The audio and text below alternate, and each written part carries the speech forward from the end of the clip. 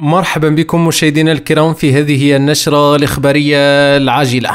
خبر عاجل من وزير العدل وهبي بخصوص إقالة حكومة أخنوش.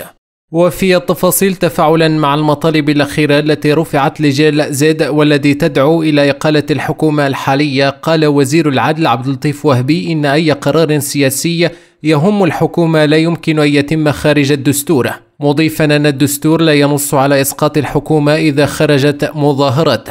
وأضاف وهبي خلال مروره بقناة العربية اليوم الجمعة 3 أكتوبر 2025 أن المشكل لا يكمن في بقاء الحكومة من عدمه، وإنما في إيجاد الأمور التي أزعجت الشباب ودفعتهم للخروج إلى المظاهرات وإيجاد حل لها.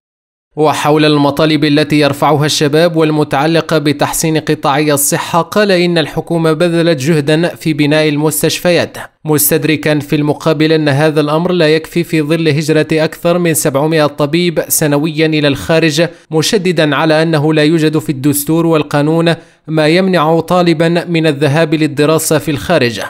وتابع أن الأخطاء التي تحاسب عنها الحكومة هي تراكمات سنوات وستطرح على جميع الحكومات المتعاقبة، مضيفا أن السياسات القطاعية تكون مسؤولية 10 حكومات من أجل بناء تصور صحيح. وأكد أن كل ما ستقدمه الحكومة الحالية سيصبح مشكلة للحكومة المقبلة. وحول نية الحكومة في التحاور مع جال زيد، قال إن الحوار يتم عبر المؤسسات الدستورية والقنوات التي نص عليها الدستور، مشددا لا يمكن أن تتظاهر باسم الحق الذي يمنحه لك الدستور ثم تريد أن تخرج عنه وعن هذه المؤسسات. وبالنسبة للقاصرين الموقوفين جراء أعمال العنف والتخريب التي عرفتها عدة مدن مغربية، قال وهبي إن هؤلاء لديهم حقوق وليس مسؤوليات، لذلك ستكون هناك مصادر خاصة للتعامل معهم أخذا بعين الاعتبار سنه وحدود مسؤولياته.